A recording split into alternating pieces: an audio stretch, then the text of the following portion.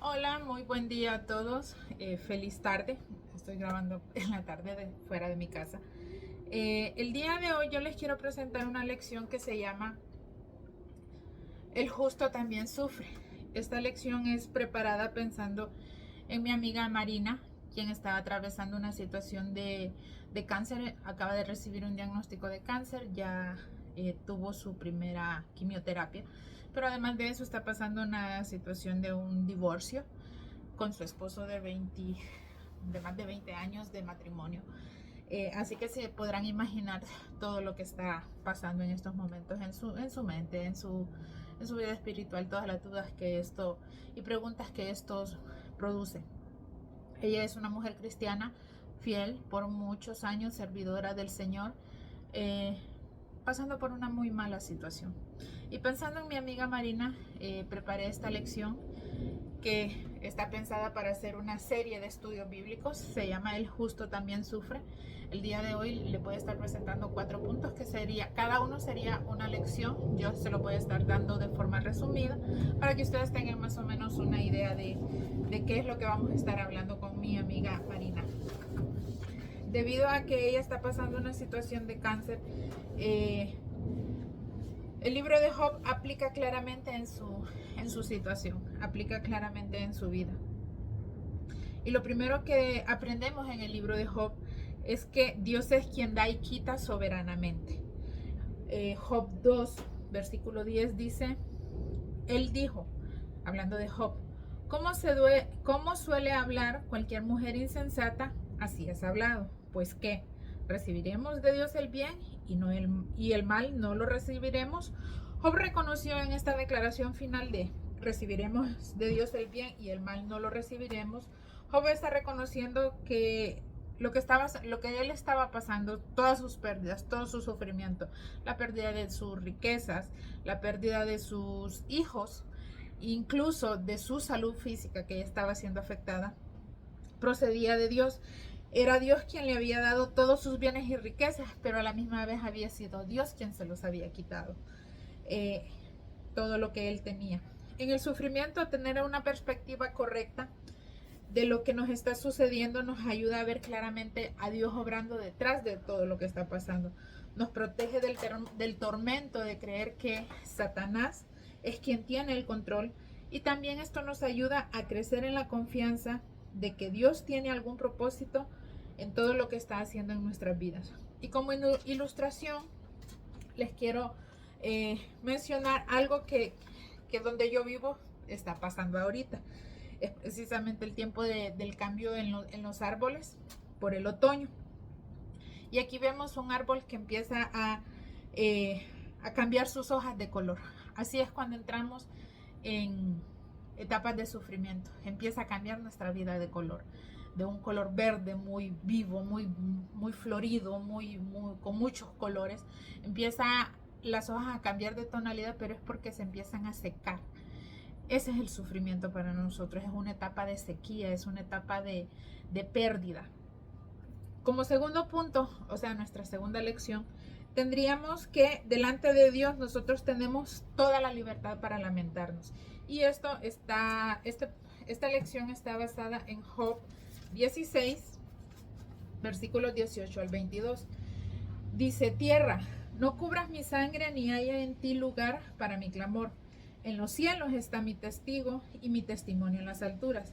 Disputadores son mis amigos, mas ante Dios derramaré mis lágrimas. Ojalá pudiera disputar el hombre con Dios como con su prójimo, mas vienen los años que están contados y yo me iré por el camino sin regreso.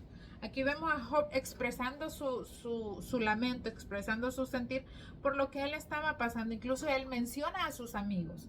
Dice que sus amigos se han vuelto a sus disputadores, les llama.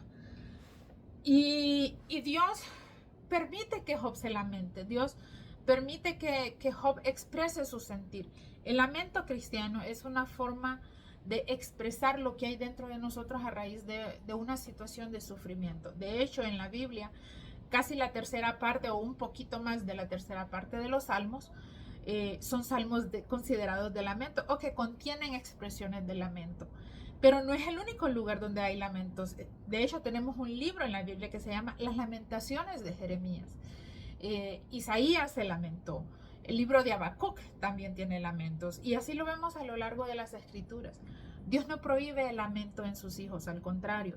Dios nos permite lamentarnos porque es una forma de expresar lo que estamos viviendo.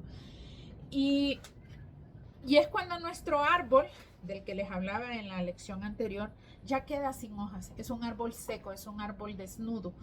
Y es la forma en la que nosotros podemos venir delante de Dios en el lamento, sin cubrir nada, sin esconder nada, sino que con libertad, con sinceridad y, por decirlo de una forma, desnudando nuestro espíritu, expresarle a Dios todo lo que hay dentro de nosotros, expresarle a Dios todo ese sentir, esas dudas, esas inquietudes, esas frustraciones y quizás hasta esos enojos que hay dentro de nosotros. Pero debemos estar claros de que Dios nos permite lamentarnos, pero también nuestro tercer punto es que Dios escucha nuestro lamento. Y no solo es que estamos hablando al viento, no, estamos hablándole a Dios, estamos dirigiendo nuestro lamento a Dios y Dios escucha nuestro lamento. Y esto lo podemos ver figurado en lo que dice en el Salmo 28, versículos 6 y 7. El salmista David, el rey David dice: bendito sea Jehová, que oyó la voz de mis ruegos. Jehová es mi fortaleza y mi escudo, en él confió mi corazón y fui ayudado, por lo que se gozó mi corazón, con mi cántico lo alabaré. Dios escucha nuestro lamento, pero también el lamento no solo es expresar, sino que el lamento es como un camino que nos va dirigiendo a, desde el dolor más profundo, desde el hoyo más profundo, a levantar nuestra mirada a Dios, a confiar en Dios y a recordar quién es nuestro Dios y sus promesas. Y tener la confianza, reafirmar nuestra fe, reafirmar nuestra confianza en que Dios nos está escuchando y que en lo que estamos pasando, en esta situación de sufrimiento, Dios tiene un propósito. Dios nos está acobijando, así como a ese árbol seco que queda sin ninguna hojita después de cuando ahorita en el otoño, en el invierno, y ese árbol seco es cubierto completamente por la nieve. Así nos cubre completamente en los tiempos de sufrimiento la misericordia de nuestro Dios. Dios escucha nuestro lamento, debemos de llegar hasta Él y que ese lamento sea progresivo, de llevarnos a una alabanza, y en ese escuchar nuestro lamento Dios nos acobija con su presencia, Dios nos carga, Dios nos consuela, Dios fortalece nuestra fe, Dios se revela a sí mismo de maneras que en otra situación que no fuese el sufrimiento no lo podríamos conocer. Así como la nieve cubre el árbol desnudo en invierno, así Dios viene y cubre nuestra vida, cubre nuestro sentir, nuestro espíritu. Y nuestra cuarta lección sería que Dios restaura a sus hijos que sufren. El sufrimiento en Dios no es en vano. El sufrimiento en Dios tiene un propósito. Y debemos de recordar que el sufrimiento en Dios tiene un tiempo en que termina, es temporal. Son etapas de la vida, así como la etapa de otoño, invierno y luego viene la primavera, que es la restauración. Job 42:11 dice: todos sus hermanos, todas sus hermanas y todos los que antes lo habían conocido vinieron a él y comieron con él en su casa, se condolieron de él, lo consolaron de todo aquel mal que Jehová había traído sobre él, y cada uno le dio una moneda de plata y un anillo de oro. En los primeros versículos del capítulo 42 vemos cómo Job es restaurado por Dios. Dios recrimina a los amigos de Job y ordena a Job presentar sacrificios y orar por sus amigos. Dios le restaura esa posición sacerdotal, por decirlo, sacerdotal en su familia, orando por sus amigos y presentando sacrificios por ellos, que recuerden que él oraba constantemente y presentaba sacrificios por sus hijos, ahora lo está haciendo por sus amigos. Pero también vemos que vino su familia y se condolieron con él y lo consolaron de tal manera, dice la palabra, que Jehová, por todo el mal que Jehová había traído sobre él, y cada uno le dio una moneda de plata y un anillo de oro. La restauración de Job es una restauración completa, pero aquí cabe mencionar que esta restauración de Job, que recibió anillo, que recibió plata y que en los últimos versículos del capítulo 42 dice que Dios le devolvió su riqueza en ganado, camellos, vacas, ovejas. Le devolvió también, volvió a tener más hijos y alargó su vida. No significa que con nosotros Dios va a actuar de la misma manera. No significa que que después de una prueba nosotros como premio vamos a recibir bienes materiales y todo va a ser prosperado. Esto en el libro de Job, esto que se da en el libro de Job es simplemente una muestra más de la soberanía de Dios. No es un premio de Dios a Job como recompensa por haber pasado la prueba. Al contrario, es una muestra de la soberanía y la bondad de nuestro Dios que quiso multiplicar y prosperar nuevamente a Job. Pudo no haberlo hecho y igual Dios hubiese seguido siendo Dios.